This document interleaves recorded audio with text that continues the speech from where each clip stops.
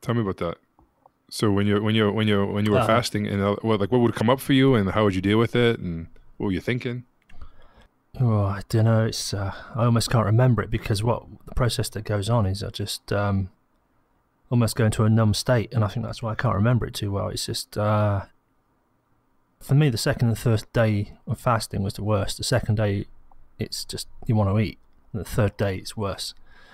But the fourth day, it kind of gets softer, and the fifth day, it doesn't matter. And by the sixth day, I think we're in flow. But for me, I hit a wall at 7 days as well. Mm-hmm. 7 days So what is definitely feelings a come wall. up?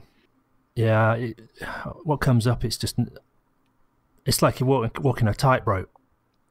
You know, I guess that's the best way to describe it. You're walking a tightrope, and you've got your bar for balance, and your eyes are closed, and all you have to do is put one step in front of the other. So all you have to do is focus on one foot, and then the next foot.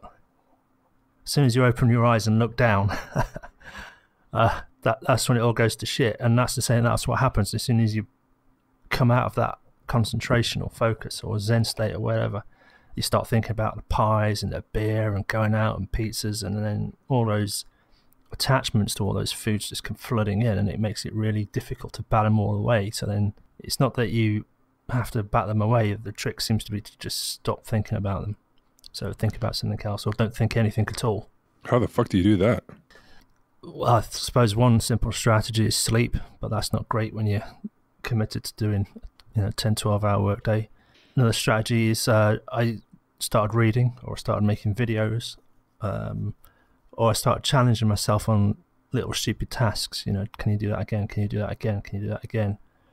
And Keeping busy, I guess, huh? yeah, that's it. Just got to keep your mind off that thing. And other strategies, of course, there's physical ones to take. I use the apple cider vinegar. Yeah, It's yes. appetite suppressant. Drink water. Have the snake juice. And I also really ramped up the coffee intake. Yeah, that helps too. And for me, it's a little different. Like, I don't have cravings for like pie or food like that. It's to me, it's weird. It's like this emptiness inside. It's really bizarre, and then the hunger just. I mean, it's obviously because I'm hungry, probably, but it's like deeper for me. And then it's about like eating, but not like it's not like when I want to eat, it's not to eat like a sugary carby thing. It's not really about that to me. I mean, don't get me wrong. Like I could eat those things, but that's not where it's coming from. It's coming from filling some weird emptiness. Like I'm hungry, I feel, and then my mind starts. Well, you probably should eat, and the mind is so fucking weird and crazy. And I realized this last night.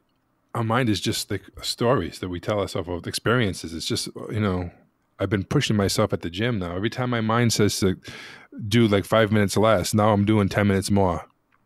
And it's just, I'm trying to really fucking show my mind that I'm in control, that the brain's in control, that not the mind.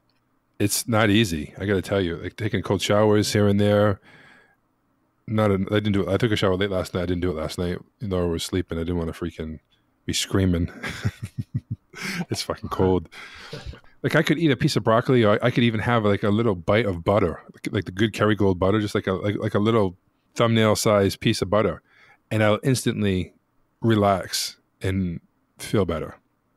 So I don't know what it is. It's probably something deeper, but I mean, I'm fucking hungry too. I mean, that could be it, but it feels like it's more of this having to sit with that empty feeling, and you know what I mean?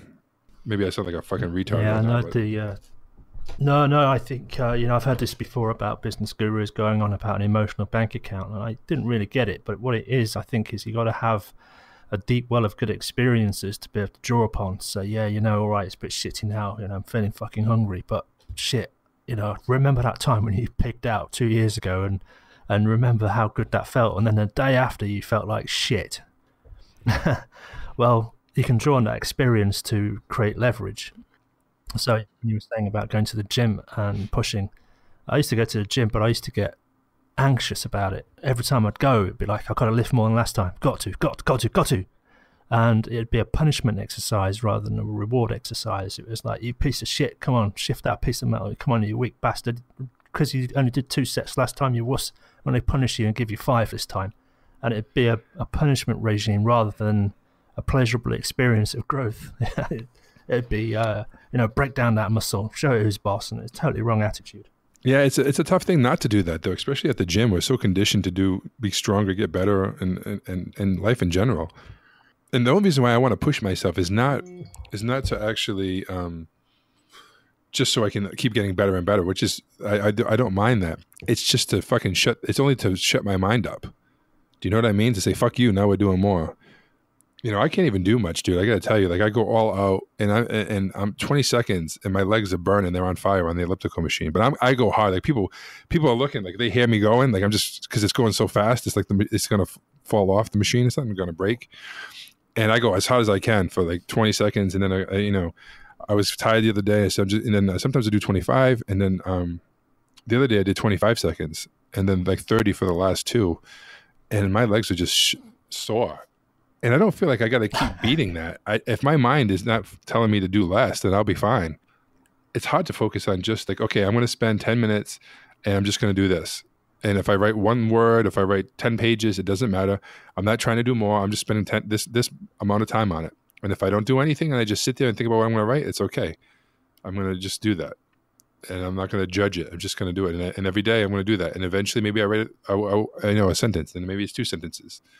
It's like there's some author, I can't remember who it was. I think Tucker Max talked about this in one of his books. And maybe it was Ryan Holiday, I think it was, quoting Tucker Max maybe. And they asked the person, how do you write so much? It's amazing. And he just says, I just write 200 crappy words a day. That's it. And that process of writing, no expectations, just 200 crappy words would make him create tons of stuff, tons of content. This is that micro goal thing, just do one push up. Yeah, no, I mean, that's it. One's better than none. So, Eugene Schwartz does the same thing, 33 minutes and go. And then that's all you really, you can only really concentrate hard for that. And again, comes back to Waitskin's book, innit? Chess moves. 2 lots of 10 minutes is better than 1 lot of 20, because if you try and stretch beyond your means, you get to 18 minutes and then totally forget what it is you were trying to do. And then you need to spend another 2 or 3 minutes getting back to where you were. So you might as well have just had 2 lots of 10. So it's proper consistency beats intensity. Right, yeah, for sure. I mean, that was the thing. And my gyms were always intense, but they weren't so consistent. It would be sometimes two times a week, sometimes 3. And I remember going on the rowing machines, because I'd split it. So I'd have 2 days a week on the rowing machine and a bit of light workout. And then the other days it'd be heavy weights and just like a 5-minute run just to get warmed up. And on the rowing machine days, Jesus, so it'd be like, I remember almost puking up sometimes because I was so adamant that I had to be last time. The last time it worked me up to a level of anxiousness that I'd be trying to before the gym, rack it out. Oh, were you working out? You mean? Wes was actually doing the rowing machines, because I'd be. I almost did that last night. By 17 minutes, I'd be rasping for air to try and squeeze out the last 30 seconds of maximum, just to get another 10 seconds off the last time. Yeah, you gotta be. That's a dangerous thing. It's a slippery slope, wanting to keep improving and get better, and then making it about that. So I just sent you a video in Messenger, and when you get a chance, check it out. I really like this guy, and he talks about consistency over intensity. Most people will go all out, and then they can't train, they can't lift for a day or 2, and then they do it another couple of days later, and they go all out. And he's talking about going about 70%, but going every day. So at the end of the week, I've gone 7 days, and maybe I didn't go quite as long, but I've got way more minutes. At the end of the year, I've got hundreds and hundreds of hours more than you do, because I was able to train. And right. So it's just a different mindset, and it's like a double-edged sword, because they can give people an example under training and not really doing anything and never accomplishing anything. So it's kind of a fine line between the two. Yeah. I mean, this is where it makes sense to have a coach if you're going to get that serious about it, because they have a wealth of experience, not just training you, but training hundreds of other people, and can see where those fine lines are. Then you don't have to break bones and stretch ligaments to find out. Yeah, and that's the thing. Ignorance fucking costs a lot. Not only money, but like getting hurt and being silly and stupid. it's worth having a professional that really knows what they're doing, save you a lot of time, save you a lot of headache. And I've been thinking about that. I've been really going good at the gym. I've only had like one day off in like 3 weeks, I think. And Wow. yeah, and I'm just showing up, and my weight's about the same, but I can tell you, I feel different. I definitely feel differently. My legs are like getting to be like cannons. It's crazy. But I do want to kind of focus more now into more like mobility and flexibility. I don't want to, you know what I mean? I love lifting weights. You know, I hate cardio. That's why I do it every day. I fucking hate cardio. I can't stand it. And that's a lot. I don't want to spend time doing it. I hate it. But I really want to get more flexible with my shoulders and back and being able to squat and my knees. I'm like a old man, you know, I'm just stiff. I can't, you know, there's an old trick that I think people in yoga do. You put your left hand up over your head, and then you bend your elbow down, and then you take your right arm behind your back, and you try to grab both hands. I'm like 2 feet apart. Yeah. It's not even close. You know, That's ridiculous. It is. Yeah. Can you do it? You might be able to do it. One of the things I can do it. I can even touch not only touch my toes, I can put my hands flat on the floor. Do you stretch a lot, or you just? Well, I was going to say, one of the things I was really disciplined about when I was working out when I was a lot younger is I always stretched before and after without fail. And my brother was into martial arts, so he used to do a lot of stretching as well, and we used to do a lot of stretching exercises. And so it's kept me flexible all these years later. So I don't even need to do a warm-up. I can put my hands flat on the floor with my knees straight. Jesus. That's pretty impressive, dude. I used to be able to do that. I mean, when I was a kid, but I haven't, you know, I'm really tight now. Yeah, I don't know my hips, one of my hips is tight. It was. I got shitty back at the moment because I'm too much in the computers. Yeah, I don't get out enough, and so I'm kind of riding on that equity, but it's going to run out pretty soon, I think. So I said you got to get you out, man. You got to go explore a little bit. Yeah. I was going to say that I came across something today, which was the difference between hiking and sauntering. You know, they go on these hiking treks through the mountains and through the fantastic places. And this guy was saying the difference between sauntering and hiking is that he advocates sauntering through the mountains, not hiking. And he explained what sauntering meant, and it's an old word when these pilgrimages were on the holy walk, you know, to find the promised land. They'd go through the villages, and they would say, you know, oh, I see you're wandering through the village. Where are you off to? And they would say, oh, you know, we're off to walk to the promised land. But in French, I think it was le sentier. So over time, changed to sauntering, the sauntiers, the searching the promised land. So he says it's no good hiking, which is from start to finish. It's about being in the promised land, having the experience rather than reaching the destination. Well, that's the secret to life, isn't it? Yeah, well, you know, came to mind. I always thought like sauntering, I just looked up the word. I always thought it was just like prancing around like a little, but it's not. What's the definition? I didn't look it up. It says, you know, like walk in a slow, relaxed manner without hurry or effort. And it, like synonyms would be like stroll, amble, wander, meander, drift. So it's kind of like, you know, appropriate than like a Zen person on a hike, you know? Yeah, I guess. I don't know. I would imagine that. So how far did we get last time? I don't know. I think it was about giving feedback to kids. The self-esteem movement had this notion of giving them a boost, a special glow, but only for a moment.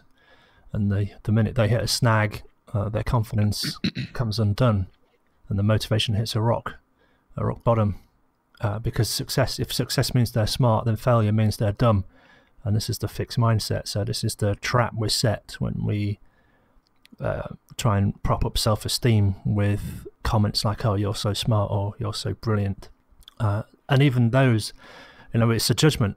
The praise is a judgment, and it's not useful. Even though it's tried to be a positive reinforcement, it's still a judgment. Yeah, it's crippling, actually, is what it is. It's really like, I just had a client call today, and she's on fire, and she's enrolled a couple people, and everything's going great, and she's like really excited, and I had to tell her like, hey, listen, you shouldn't be that happy about this. It's cool, you know what I mean? But you can't make it about that they said yes. It's about what you did, the actions you did on the call, the things that you did that, you know, and I specifically said some things she had mentioned. That's what you focus on, not the outcome, because you could have did the same exact thing. You know, it's great. Like say you got like, you know, you get 10 new clients this month. It's amazing. You're doing great. And then you do 30 calls in a row and you get nothing. Then now you're going to, want to quit. You're going to, you know what I mean? It's like your mindset's going to be all screwed up because you're attaching it to the outcome, and it's got to be about the behavior. So that just made me think about that. It's like some people say you should never be really too happy about when things go your way, and you should never really be too sad when things don't. Yeah, there's a logical fallacy I covered there as well, but I think we covered that story last time. Is this good or bad? Who can tell? Because the final reckoning isn't over yet, so we don't know. But in Dweck's book, she even says you tie the accomplishment to the process, and offer praise in this context. It's not to praise either the accomplishment or the process, because the right process may not necessarily get you the accomplishment, or the accomplishment may have come about by the wrong process, but it's having a repeatable method that, over and above, I suppose, a statistical expectation, gets you the outcome. So it's tying the accomplishment and the process together. So it's a case of not only, for example, there's the example of Elizabeth in the book. I think she was an ice skater. So you can just turn up and do your best, but without knowing what the judges are looking for, you're leaving it to chance. So if you've done your homework and you understand what the judges are looking for, and then you can take that back to the process to guide where you need to go to get the result, then it's the process and the accomplishment. Yeah, I've always looked at it as more the process than the accomplishment. You got to know obviously what people are looking for, but because you can do everything right and still not succeed. And you can do a lot of things wrong and succeed. And succeeding is not necessarily the way I want to calibrate things, as opposed to more of the process. Because I can say you can do everything right and still fail. And to me, that's not failing. That's, you gave it your all. You did the best you could. You did exactly, if you had to do it all over again, you probably would do it the same way, because that's the way it's supposed to be done. Sometimes you can play blackjack and you have an 80%, 85% chance of winning. So you play the hand and you lose. Doesn't mean you shouldn't have played it that way. That's it was the right play. It was just bad luck on that outcome. I don't know. I'm not a gambler, so I'm talking out my ass. Oh, poker's a good one. You learn a lot about yourself playing poker, especially for money. I started doing it a few years ago. It was another one of those situations where I got good enough to beat newbies, but nowhere near good enough to beat seasoned professionals. And then it was like a choice point. Well, if you want to get better at this, you're going to need to get a coach, and you're going to have to start playing not 2 or 3 tables at a time, but 5 or 6 every day for hours. And it's like, oh boy, I don't want to go there. And so I kind of gave up on it. But it's the first thing in poker is always wondering what if. Should I have played that hand? What did the other person have? And you always want to look at the other cards to see if your read was right, or whether your bet was appropriate, or whether they actually had or hadn't got it, or whether your statistical analysis of the situation was correct. You always want that confirmation. But the trick is, as soon as the hand's over, is to let it go. Because if you're still thinking about the last hand, it's clouding your thoughts on this one. That for me was a big hurdle to get over. Like you say, playing even the right hand in what is sort of an unknown situation. I mean, you can get clues about what cards are in play, who's played what, who's folded what, and how people are betting, and you can kind of get a feel. I'm sure advanced players would break that down a lot more. But even playing the right bet to the right hand, if there is such a thing, sometimes, like you say, you can still lose. But over the long run, if you keep going, it will pay off. Yeah, I mean, it's the consistency, but but that also triggers the whole gambler's mindset. Like the not knowing, the chances, and it's a really slippery slope. What book was I reading? They were talking about gamblers. Oh shit, it was a great book. It has to do with like decisions and stuff. Like, shit, where is it? Oh, it's The Power of Habit. That's what it was. Have you read that? The Power of Habit? Yeah. I don't think I've read that one. It's well touted though, isn't it? Yeah. And there's a part about talking about like this husband and wife that lived together a long time, and he used to like sleepwalk, and he used to do all kinds of crazy shit. They have to sleep in different rooms, and because he would just be walking around and go outside, all the crazy stuff. Well, one night he saw someone attacking his wife, was choking him, and they were clawing at him and stuff like that. And well, he ended up killing his wife because he was dreaming, and he was he thought someone was trying to kill his wife, so he was doing that, and he was sleeping, and he ended up killing her. And he's had this for many, many years and all this stuff, and they ended up letting him go, because it wasn't his fault. It was just these habits that happened because that's what he did, and this and that. And yet they talked about this gambling woman who went through very similar things and yet was morally judged and all this other stuff. And it was basically there was no difference. They let the guy who actually killed someone off the hook. And then the one that lost probably $1 million gambling, they didn't. And why is that not okay? It's the same basic thing, how it came from, how they described it. It was just really interesting. Yeah, stereotypes and prejudice, it's rampant. There's another film, Molly's Game, if you get 5 minutes. But I was watching a little replay of UK TV. I don't know whether you're aware of the show. It's called University Challenge. Oh, no. No. There's another program here called Gogglebox. I don't know whether you get that over there, but it's watching people watching TV. And the people are in their living rooms. And there's a camera that watches them watching the shows. And so they'll make little quips about the show, or they'll interject innuendos, or they'll say things that are out of context, and just people's commentary on TV that they're watching. It's quite a popular show over here. And there was an excerpt that they showed from University Challenge. An University Challenge is, you have a host. It's like a game show. It's questions and answers. So there's two teams, one from one university and one from another university. So it gets a bit snotty sometimes. And they have a team leader, team captain, I think, who can interject and answer questions on behalf of the team if they know the answer. And there was a guy on one of the teams that they were showing that was interjecting and answering all the questions. And the people who were watching the show, different people that they showed from different houses, different families watching the show, oh, very good, very good. Oh, yeah, oh, he's a brain box. Oh, wow, look at the brain on him. He's really clever. And then they showed an excerpt of a young woman doing the same thing, answering all the questions, getting them right. Oh, snooty cow. Oh, look at her showing off. And it's like, what? Yeah, it's the prejudice. Doing the same thing. Like, yeah. Yeah. It was appalling. I was gobsmacked. It's crazy, just because he's a guy gets the praise because she's a clever girl. It's like, oh, look at her. I think she's fancy. Crazy. Yeah, it's really interesting. And you don't even know what triggers things too. Like, you could see a girl do the same exact thing than another girl, but one of them looks like a girl that screwed you over, and you're like, oh, screw that arrogant bitch. And the other one is, oh, look, she's so nice. Oh, that could be because you find her attractive, and the other one you don't find attractive. There's so many different biases in there. Yeah. I'm going to come on to cognitive biases later. I just finished the videos on logical fallacies. That was pretty insightful. Yeah, that's awesome. I gotta make time to go through all those. Yeah, I think they're only about 4 or 5 minutes long each. Some of them are only a minute because they're pretty simple. But what I did is actually took an example. I got a YouTube video of one of my favourite conspiracy theorists and had him play for 11 minutes. And then I broke down every logical fallacy he committed, and it took me about 40 minutes to review it. That's actually not that bad for an 11-minute video. That's pretty good. Yeah. Didn't take much time. I think that's what...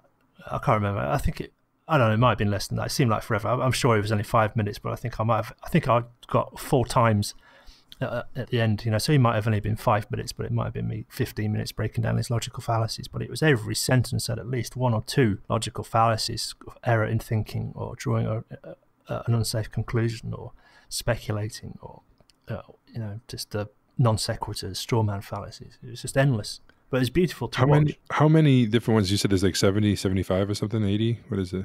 I think I've done about 80, but there's probably good 200 or 300 logical fallacies. Some of them formal errors in logic, and some of them are informal.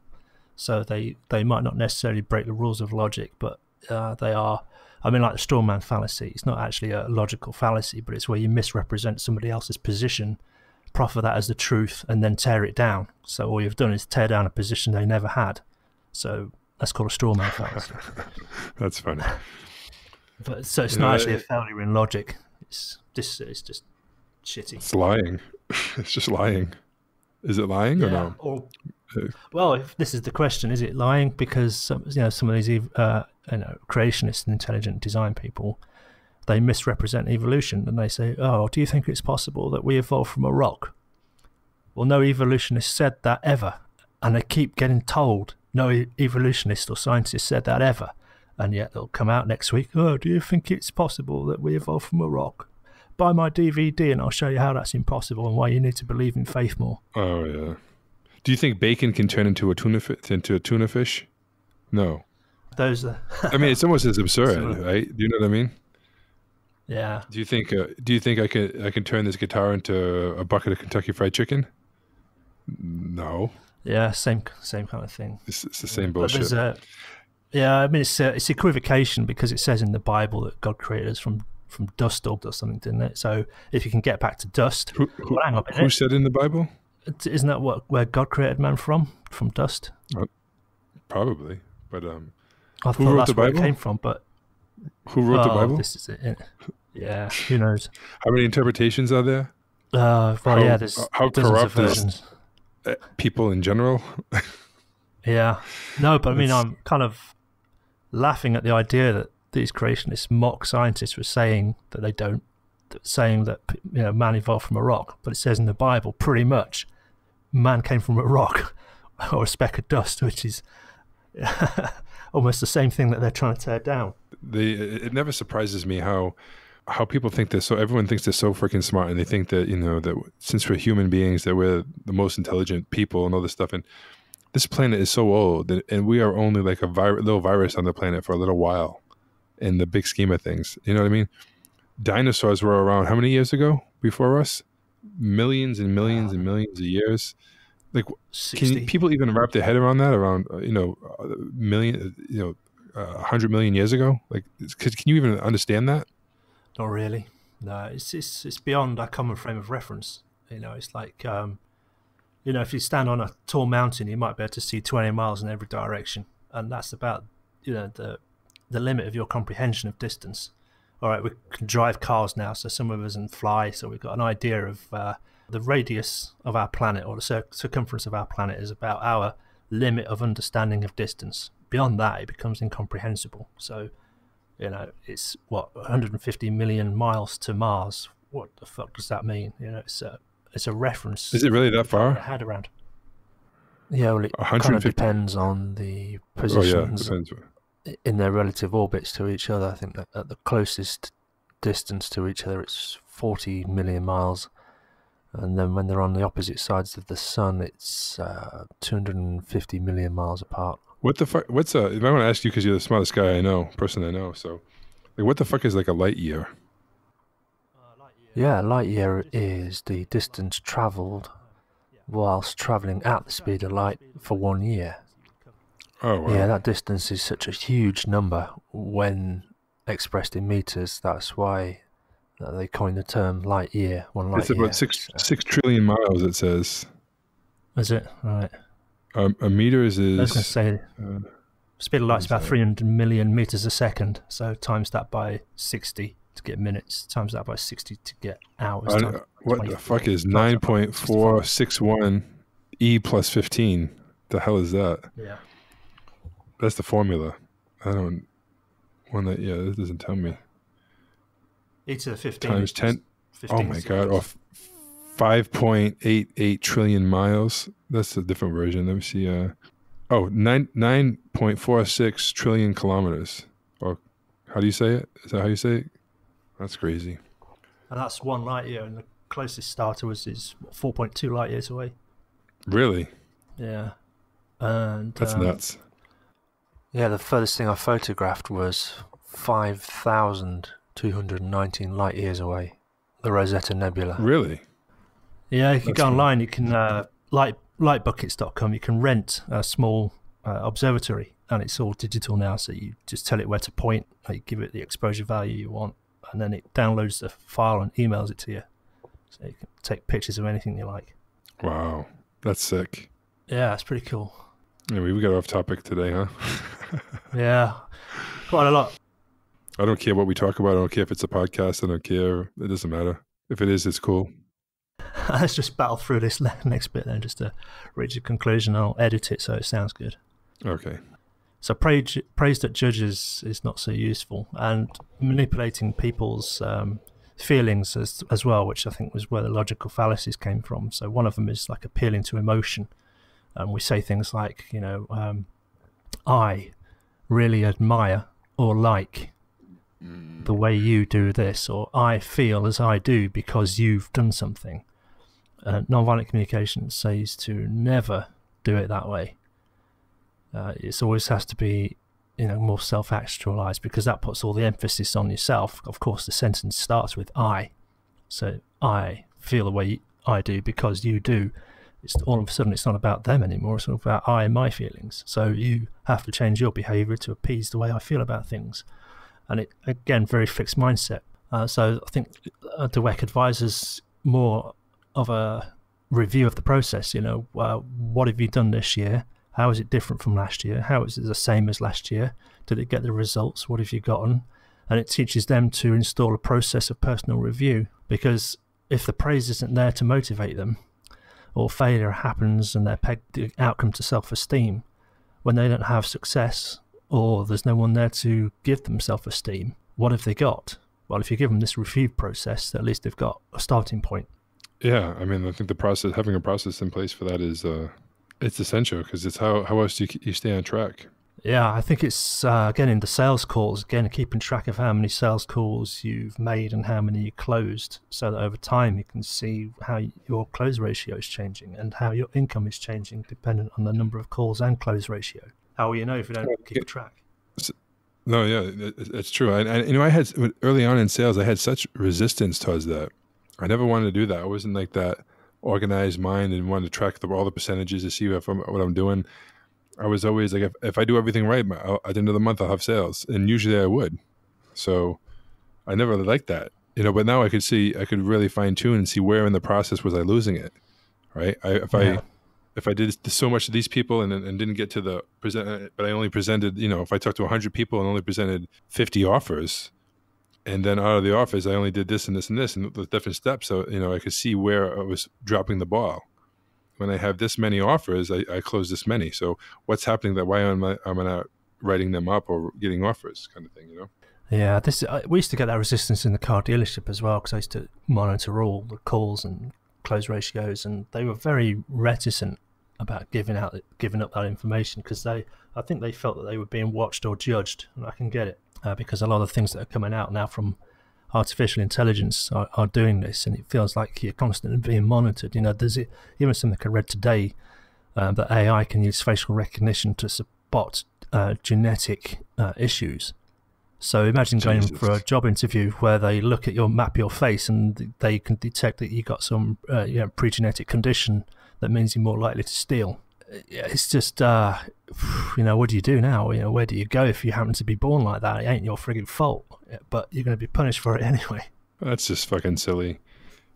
People have tendencies for certain things, and yet they end up being fine. Yeah, sure. I don't know. I think we have more power than some people let us to believe. But then again, there's also the other part of us that by the time you arrive to come to a decision, the decision's already been made way before you've actually had the question or whatever. You know what I mean? So it's those kind of things fascinate me too. So I don't know. Maybe there's some truth in it, but I always think that we have the choice of how we choose to react to things and how we choose to spend our energy. And I think we have so much power. Every single second of every day, we make so many decisions, and our life is based on how we make those decisions. And it's not like this, okay, I made bad decisions yesterday, therefore I have to make bad decisions today. It's like every second it's like this reset that you can just choose to make a better decision. Or, you know what I mean? It's like, I don't think people realize the power of a decision. People will complain about something for 30 years instead of saying, fuck this, I'm just going to move and do something, or I'm just going to do this from now on. Or like one decision can profoundly change your life in a positive way and a negative way. It only takes like 2 or 3 bad decisions to be fucking homeless and, a drug addict. It doesn't take that many bad decisions. Oh, let me try this crazy drug. Let me hang out with this person. Hey, let me get behind the wheel. And you could be paralyzed. You could have the worst life in the world with just 2 or 3 bad decisions. But likewise too. Another adage. They say it's a bigger step from the gutter to the limo than from the limo to the gutter. It's a bigger step from the limo to the gutter? Or from which one? From the gutter to the limo. No, I don't think so. I think it's the same step. Well, what they're implying is that it takes hard to get out the gutter, but it's like you say, you're only 3 or 4 bad decisions away from ruining your life. If you do drugs, go driving a car when you're drunk and kill someone. That's it. I know, but I believe the opposite is true too. The power of one decision of deciding to do something, it can be just as profound as getting behind the wheel and drinking. Not that that's profound, but that could certainly give you a profound outcome. I'm probably saying the word wrong. Let me actually look up the fuck I'm saying. Yeah, no, I think you might be right there. Yeah, if you're doing bad things, just a decision to stop doing it could be a life changer. The same with NLP. Sometimes I've seen some real good turnarounds in 15 minutes. It's been amazing. People just go, that's never occurred to me to do that. Oh, right. Bye. Yeah, that's it, done. That's one of my favorite Bandler things is, has it ever occurred to you not to fucking do that? And it's just like so silly. It's powerful. I don't think we give enough credit to decisions. And I mean, think about it. How many decisions do you think you make every day, if you had to guess? Shit. Well, I don't know. I've got no idea about that. I'm kind of interested in it as well, and this is why I've done this. Logical fallacies, because it's all about making decisions. It's about what persuades you and the fault in reasoning, whether you're making good decisions, whether you're making bad ones. And there was another thing I meant to say as well when you raised the issue of decisions is I kind of heard on a few podcasts, I haven't verified it, but there seems to be some research out there that suggests that under MRI scans, when you ask people a question or to make a decision, they can actually see like a neural network or something, or some blood flow into a region that is indicative of a decision being made. But the participant only becomes aware of the decision after about 10 or 15 seconds. So that there's a delay whilst that decision is bubbled up into the conscious mind to be able to express and actually state yes, A or B. So the decision's made long before we're consciously aware of it. Yeah, exactly. But where does it come from? Well, the thing that usually follows on from that kind of discussion is that what's actually happening is that it's been an execution on your confirmation bias. And then you speak the words yes, and then when someone says why, then you have to go back in and find out, yeah, good question. Why did I? Then you go and find or fit the data to support your decision so you don't look like a lunatic. Yeah, but there's not really, it's just made up though. Do you know what I mean? It's not really, they're not even aware of it. It's just programming. It's just past programming. Yeah. A lot of these scientific studies, though, with fMRI scanners, it's tricky business. And there was even a study done a few years ago that proved that even dead salmon have some kind of cognitive ability. And it was kind of a mock experiment done, but in the strictest scientific standards. It was a proper study that was done. They showed salmon pictures and then asked them for their emotional response to these pictures. And whilst the dead fish was in an fMRI scanner, it actually picked up brain activity. Well, that's the thing. The equipment showed, you've seen the scans where the brain is pictured black and white, and then the activity in the brain represented by blood flow that's picked up by the fMRI scanner is highlighted in red and orange and bright colours. The equipment was still able to detect brain activity. Now, whether that was an error in the equipment, because a lot of these, high-tech equipment use inbuilt statistical models in their computation to be able to draw those images on a screen, and sometimes there's small errors that get amplified, feedback loops, and so the question always remains, with what level of certainty. Robert Dilts talked about it, that we're really only responding to stimuli. There's not actually any kind of free will in it. I'm not sure I've expressed it correctly, but it's like, we're so attuned to tokens and signs and icons. So you just watch people in a shopping mall. Paint a white line, say do not enter. Paint yellow.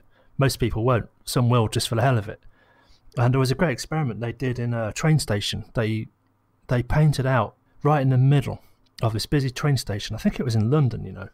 They painted a yellow hatched area right in the middle of this fucking busy railway station, and wrote on it, do not enter, and put no signs or anything. People just walked around it. They've done studies like that where people in like a waiting room, like there's like 15 people and like 10 or 14 people stand up, and then one person's kind of like the I don't know what they call that, the person, the only, and they look around, and after a couple of times it happens, then they end up doing it too. Yeah, and the lift. It's just bizarre. Is that what it is? There's a lady. No, there's another one. I think she was Asian. There's another one, a famous example in the lift. You have like 12 or 13 actors, and you just go into like a public place and film what happens with hidden cameras. So you got 13 people waiting for a lift, and they wait for a stranger to come to use the same lift. And, somebody who's not participating in the experiment. So this one person gets on, and then 13 actors, staged actors, will get on the lift with them. So it's kind of full. And the normal thing in a lift is when you walk onto a lift, you turn around to face the closing doors.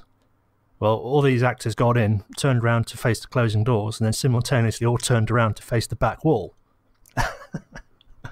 And the unaware participant looks around like, what the fuck's going on? And slowly but surely... That's so weird. That's the social, what is that? Social conformity? Social something? Social bias or something maybe? I don't know. Yeah. Yeah, I always find that fascinating, I love shit like that. I like to do the opposite too myself, just to what everyone else is doing, Yeah, no, I'm a big polarity responder as well. I remember one time, I won't mention the name of the building because I could probably get in trouble, but there was a fire drill, and it was newly built, and you had to go out through the turnstiles, security building, and when a fire goes off or fire alarm goes off, those turnstiles should collapse so that there's no barrier to get out. And then they opened the main entrance doors, but just to the side there was this massive fire door. I mean, it was huge. It had a triple story lobby, so this fire door must have been 12, 14 feet tall and 6 foot wide, and everyone was queuing up to get out through the revolving doors. Now again, I understand that fire regulations say that revolving doors should collapse so that there's no waiting for people to get out. They should just fold up, so it's just like an open door, it didn't revolve. So whilst people were queuing to get out, whilst this fire allegedly going on, I mean, it's just the fire drill, I went over. I was the only one that went over to the fire door and pushed on it. And the security guard said, no, you can't push that. And I said, what are you on about? The fire alarm's going off. This is a fire door. This is what it's used for. And they said, no, it's broken. Don't use the revolving door. And I went, oh, mate, if the local fire chief knew, they'd shut this building down now. Wow, that's crazy. Yeah. That's scary, man. That's why you have fire drills. So you find shit like that out.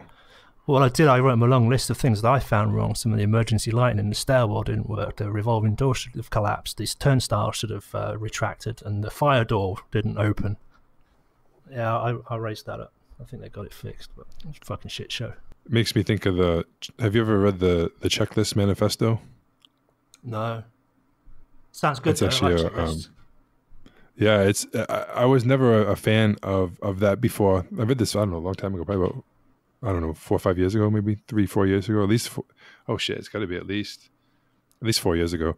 I was really blown away with it and how useful they are and how many lives they save in the medical field, in the airline industry, and how it allows you to not just question people, I mean, not to not question people because, he's the pilot or he's the this or he's the doctor. They miss stuff all the time. And it's scary how often, actually. Yeah, one of my favorite shows was, I can't remember what it's called. It's an American show. We don't get it over here, so I used to find it on US TV, but it was to do with the NTSB investigations. And just looking at it from a point of view of what went wrong, it's never one thing. It's a series of 4 or 5 things that are so...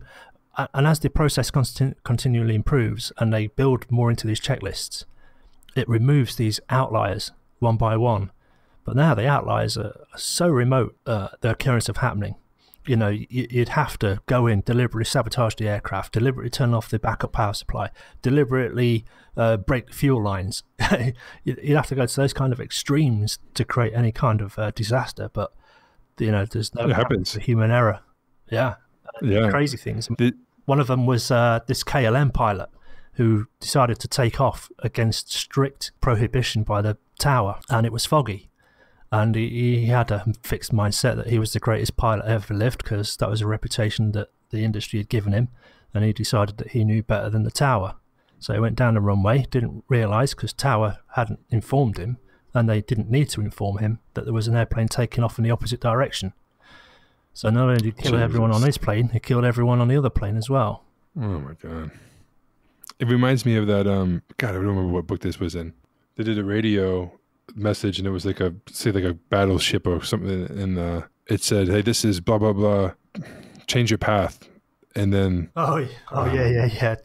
Yeah, and then they said, no, this is, Colonel something, this and that, change your path. And it was in like a lighthouse. Yeah. And they had something like that, something to that effect. Yeah, no, I remember that one. That was a golden oldie. Yeah, that was a good one. Good one. The Blackbird pilot as well. Remember that video? Which one? I've seen that video about 6 months ago, the Blackbird pilot.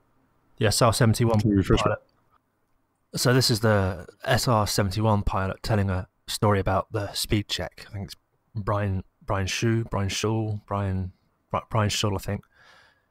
Yeah, it's on YouTube, and he's telling the story of how him and his co-pilot getting used to flying a Blackbird and getting coordinated as a team. So they're on these training flights over controlled airspace on the west coast. That's awesome. He tells the story about air traffic control and how the controllers have to keep an eye on everyone, and how they all have that same calm, cool voice over the radio, and how every time you speak to them, they make you feel important as a pilot, no matter what you're flying or who you are. So back in the day, he says, this is pre-GPS. So the story works. Got to say it's pre-GPS, else it doesn't work. So there's some small single prop plane that needs to know their ground speed for whatever reason.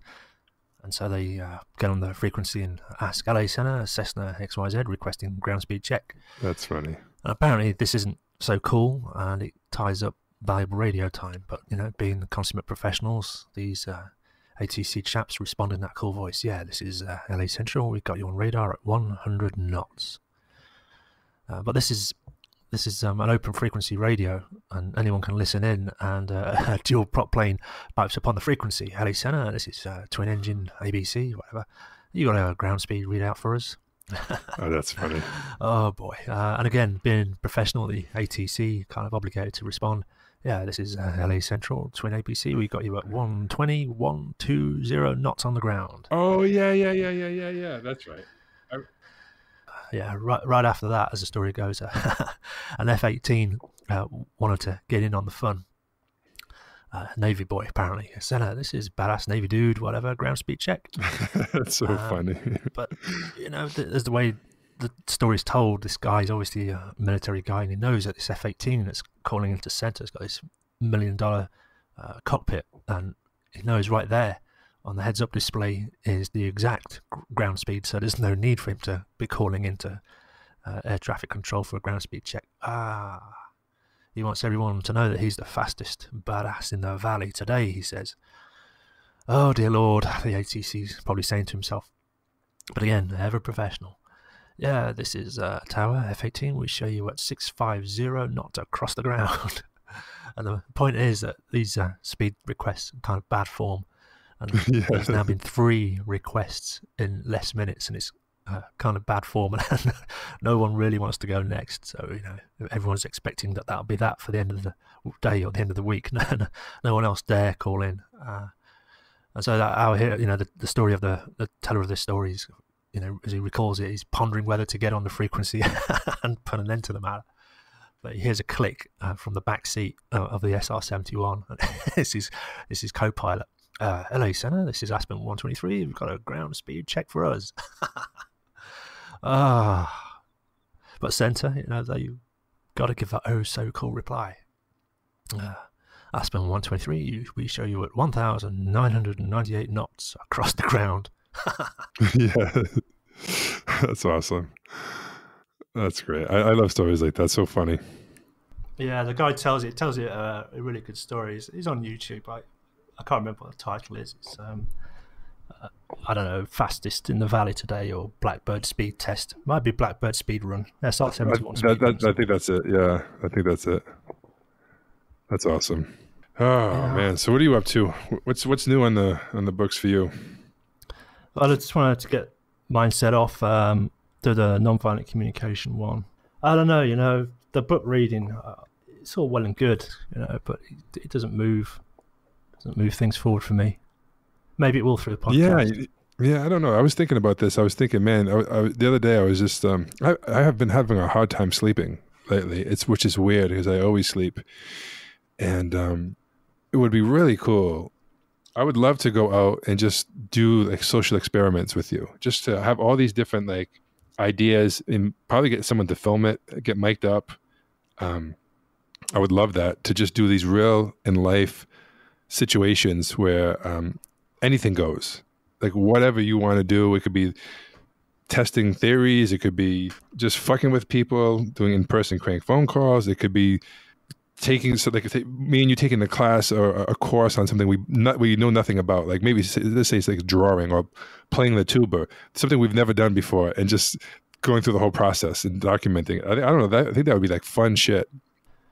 Yeah. Or even teaching a class that you know nothing about and seeing if the students pick up because you've trained all your logical fallacies well enough.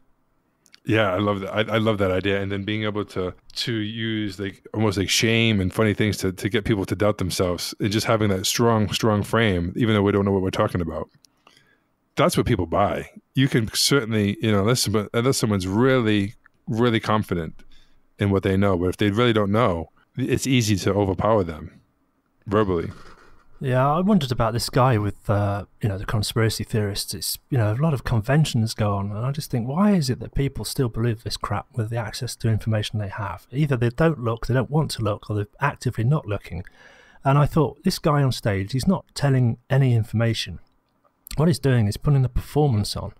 He's almost a performing artist, and people go to involve themselves in the performance art. And that's why I started to look at it. And then that's when it made sense. And that's why I thought, well, this is why he's got 800 people, paid him $100 to come up and listen to this. It's not for the information, it's for the performance art, the way that they can get their beliefs confirmed by putting their faith in almost like a leader, fixed mindset again. It's like cult status. It's, the groupthink thing again.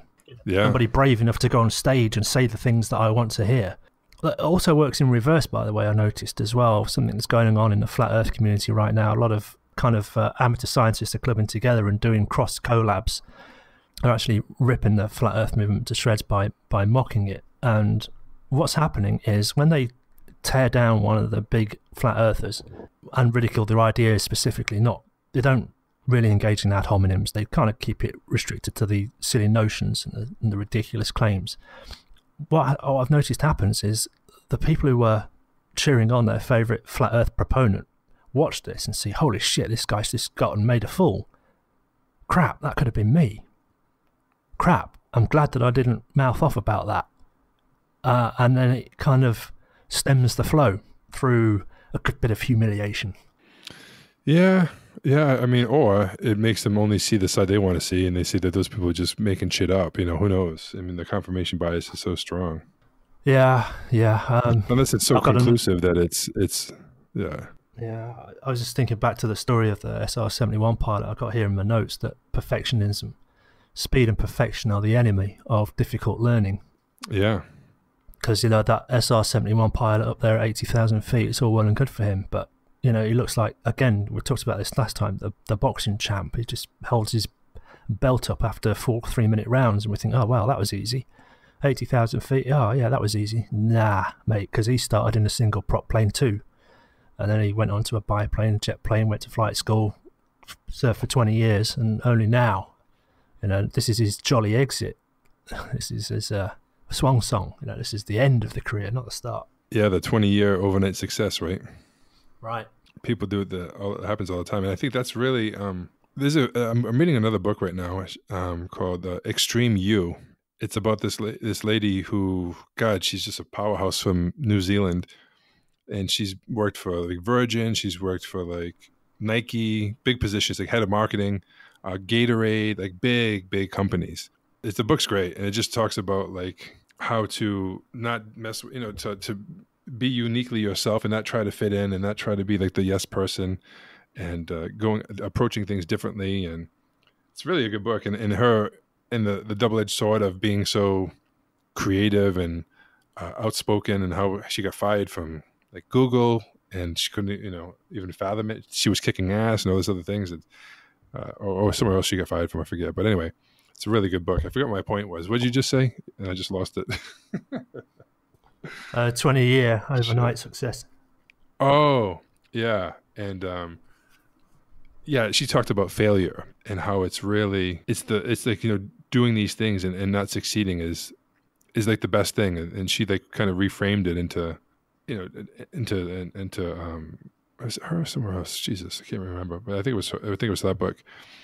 And basically it takes, you have to fail. You have to do things that you're not good at, And it's not about like succeeding. It's about the process and learning. And she talked about how she started like with running, and she wasn't a very good athlete. And then she just started slow. Like she just did a little bit. And the next thing you know, down the road, she's doing like half marathons and shit like that. And what she would have never even thought was even possible. But she just did, a little. We always want everything right away, immediate gratification. I want to be able to run a marathon now. Well, can you run to the end of the street and back? No. Well, I mean, why don't you start walking first? Well, I want to run. It's just like so like ridiculous. Yeah, the wax on, wax off approach. Danielson. Yeah, I love that. Yeah. I thought you were going to teach me karate. Yeah. Anyway. Yeah, it's true about failure. It's at least again, Dweck talks about it in the book as well. It's encourage learning and useful habits, and it's when we employ judgment that implies a wrongness or a fault that we call it failure, or that you're a failure. And even worse, when we say someone's a winner, because then when they're not winning, what are they? Well, they're not a winner anymore. And if that's pegged to their identity and their process, then they stop doing the things, which is even worse. So it's always to stay away from using these judgments, even though they're positively intended. They do have disastrous effects. So yeah, I mean, she says you got to make room for error. Even like in management, you got to expect and know that people will make mistakes, and there's going to be a cost for that. So there's a price for mistakes, and the return on investment is learning. So it's always a cost, but as long as you can get the return on the learning, and the condition there is that you've got to make provision and resources for learning. So it's all well and good saying you got to learn this shit, but if you don't provide resources that's going to help them get there, then you're just setting them up for failure. So for me, again, it comes back to good management practice, and I think that's why I really like Mark Cuban. When he talks about his business practices, he's always emphasizing set people up for success, make it so that they can succeed, provide them the resources they need, and that's your job as a manager. That's what you're there for. So you should be working harder than they are. Yeah, he's definitely not afraid. He loves it when people go, like, I remember someone had created some kind of a belt or something, was on the Shark Tank. And while he was waiting, he went around the neighborhood selling, door to door, selling them. And he just loved that. He just loves people that have that. They don't just talk and complain about stuff. They go out there and start doing stuff. Yeah, I mean, that's the other danger with this fixed mindset. It's then becomes a scapegoat. Oh, you've got a fixed mindset. That's your fault. And then we start blaming people. And that's a no judgment. So again, it denies setting people up for success. It doesn't suppose that we can pace them, like you say. A perfect example. I want to run a marathon, but I'm no marathon runner. Okay, well, have you run the street yet? Get some started. Get some into the possibility of just running first. Let's get to the. I think we all do it though. Half marathon. You know what I mean? I want to make. $100,000 a year online. All right. Have you made $10 a year online? No. Well, why don't you make $10 first? I want to have a 6-pack. Can you even see your feet? You might want to see your feet first. You know what I mean? Yeah. I don't know. It's reaching out. It's knowing to reach out and ask for help, to ask for information that's going to enable the learning and improvement. And I think I was going to ask you what they were, but I don't think you got to that chapter yet. So it's accountability programs. It's partnering with people. It's getting those coaches and mentors, and holding yourself accountable. I think that seems to be key as well. Yeah, I have a mixed feeling on the whole accountable thing. I don't know how I feel about. I think that's part of it. I don't think it's all of it, because I think also that what comes with accountability is, I think sometimes it gets missed, and that is to know and accept that there will be adjustments, and there's going to be a lot of learning, and there's going to be changes. Going to need to let go of a lot of old ideas and a lot of attachments that we currently have. So we need a kind of upfront contract with ourselves to decide ahead of time what we'll do when these issues come up, because whilst you're in that emotional turmoil, it's very hard to make a decision. All sorts of emotional, cognitive biases and logical fallacies start cropping up in our thinking. But if we decide ahead of time, right, when this happens, if it happens, that's what I'm going to do. If I feel bad, this is what I'm going to go to. Because if you leave it up to the time and you feel bad, what do you normally do when you feel bad? Go and have a drink. Right, well, that's the last thing you should do. So this time, plan ahead. When you feel bad, what are you going to do? Well, I'll go for a run instead. Great. So what have you decided? Write that down. Commit to it. And that's kind of like the accountability. That makes sense. I just have a hard time even just justifying things with people and having to explain myself. But I guess it's only to me. It's not to anyone else. Yeah, that's a big one, because we all want to come across as smart, intelligent, and a superhero. But it's like, even take the field of science. Pick any particular field. Personal contributions that are made, even over a lifetime, are comparatively so small to the vast body of knowledge that's been contributed by all. I know we make a big deal of how people like Newton and Socrates and Einstein, but the amount of information and amount of knowledge that was actually known back then was a lot less than now. So as a percentage of what actually was known to be the case, I think they said something like, this might be one of those old wives' tales or urban legend, but Newton was probably the last person who knew a substantial percentage of what was known to be true at the time in terms of science. But now you got specialists in carbon chemistry, let alone carbon, specialists in phylogenetics, specialists in embryology, specialists in evo-devo, and this is just one small fraction of biology. And biology, physics and chemistry, and it's just overwhelming to even, like you were saying about distances, it's overwhelming to an average Joe. I think it's almost incomprehensible to realize that people spend 40 years of their life learning about one thing and they still don't know it all. Yeah, how can you know it all? Well, even not know it all, but just know about that one specialist thing.